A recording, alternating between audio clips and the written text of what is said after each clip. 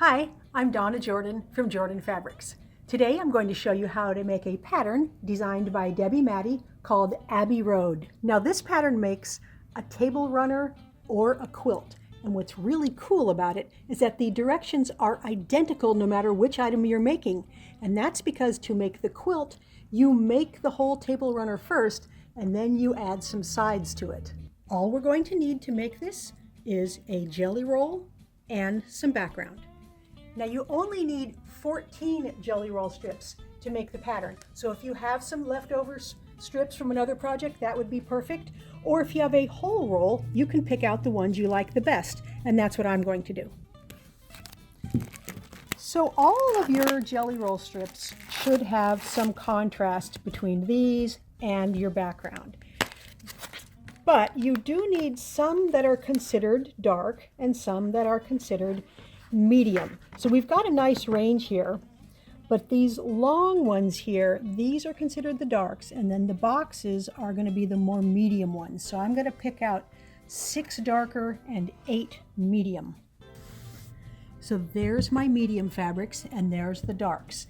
The next step is just to subcut each one of these strips according to the sizes that it tells you in the pattern. Now, I can't give you the sizes because it's not my pattern, but Maddy writes very clear patterns, so it's very easy to follow and cut them exactly to the sizes you need.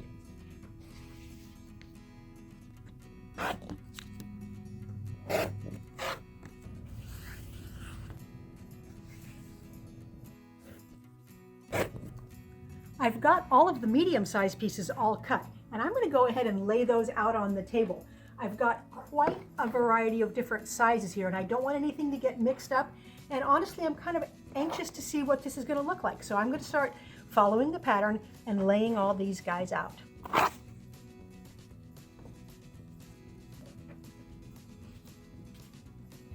Now, these blocks here, that's what we've got laid out here. The next thing we need to get is the dark pieces that are going to go between all of these blocks.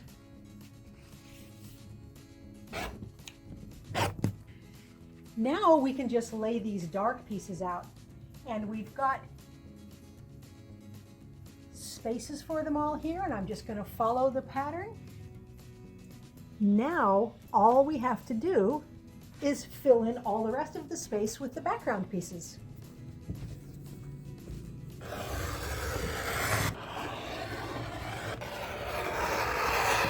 Now these are just going to fill in everywhere else. So I'm going to follow the pattern, put in all these different sizes till we get the whole thing laid out. So there, it's all laid out, and even though these look like blocks, the whole thing is actually made with individual rows, and that's how we're going to sew it together, row by row. To make sure I don't get my rows turned around, I'm just going to put a pin in, one pin in the last piece here, so that when I make the rows and I'm working with them, I won't get the whole row turned around. I know that if it's got a pin, it's going to be right here on the left. Now I'm going to pick up this first row in order, and I'm going to take it right over to the sewing machine. So I'm just putting these all on top of themselves.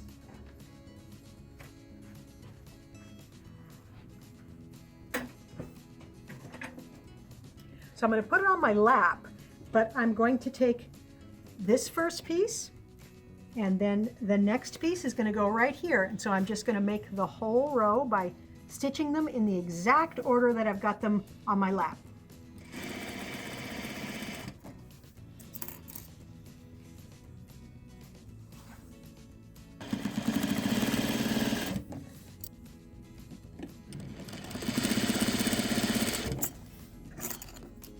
So I've got the first row sewn together, and I'm going to finger press all of the seams in this first row in the same direction.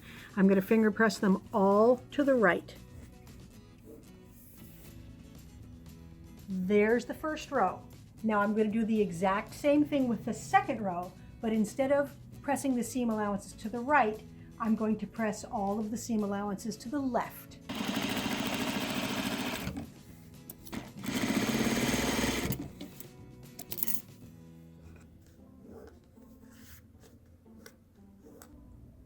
There's that second row. Now, because the second row has the seam allowances to the left and the first to the right, everywhere these intersections come together, they're going in opposite directions. So this one's going that way and this one's going this way. And that's going to allow them to nest, and it's going to make it really easy to sew these rows together.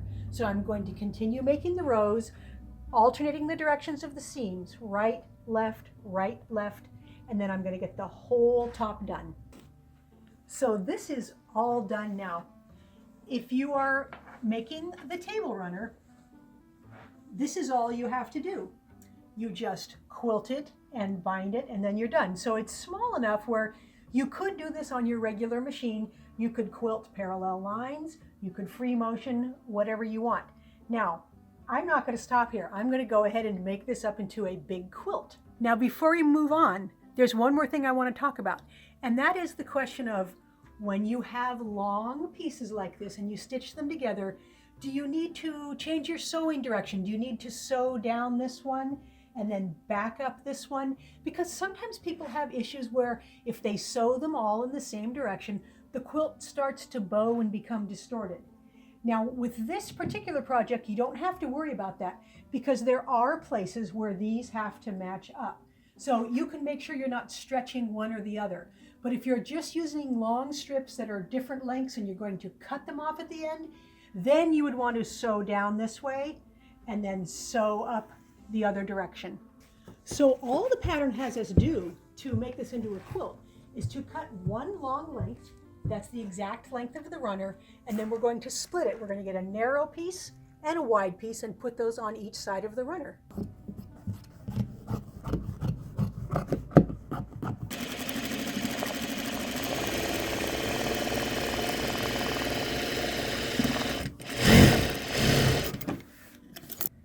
I've got the quilt on the machine, and we've got a lot of possibilities for quilting. We have all of this nice plain area, and no matter what color thread I use, even if I use exactly the same color thread as the background, it's going to show up because of the texture. So we could go with something a little bit darker. I don't think I want to go this dark, although that would be kind of dramatic. This light silver blends in very well. Even a beige will work. I think I will go with this bluish tone because it doesn't show much on the background, but it also doesn't show up really strongly on these dark parts. For the quilting pattern, I've selected one called Sparks. It looks to me, for some reason, it reminds me of leaves or bamboo. And I think that that texture, that spiky texture, is going to look really good on all that negative space we have in the quilt.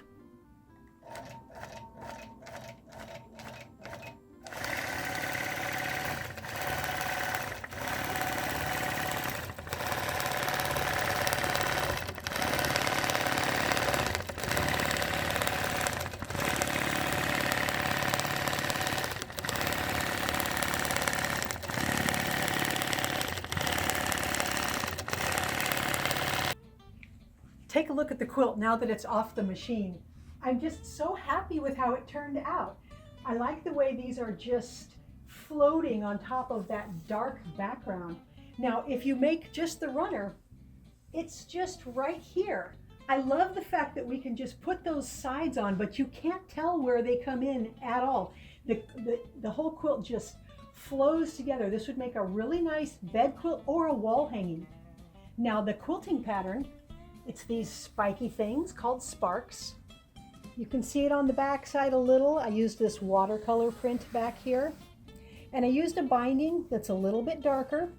Now you could use your extra jelly roll strips for binding. There were plenty of them to go around. Or if you're making the table runner, the pattern actually has instructions for making 4 placemats also, so you could make those match your table runner. Thanks for watching our video today on how to make the Abbey Road quilt or table runner. Now, we're going to have another giveaway. You may have seen the video where I showed you how to make the Bellagio quilt. This is made with strips. It's one of Cozy Quilt Designs patterns.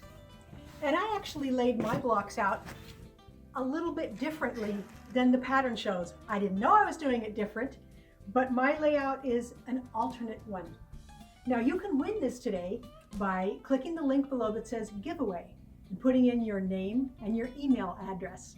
And remember, we can send this anywhere in the world. Good luck. Now, if you like our videos and you want to support us, the best thing you can do is subscribe to our YouTube channel. That would really help us out. Happy quilting!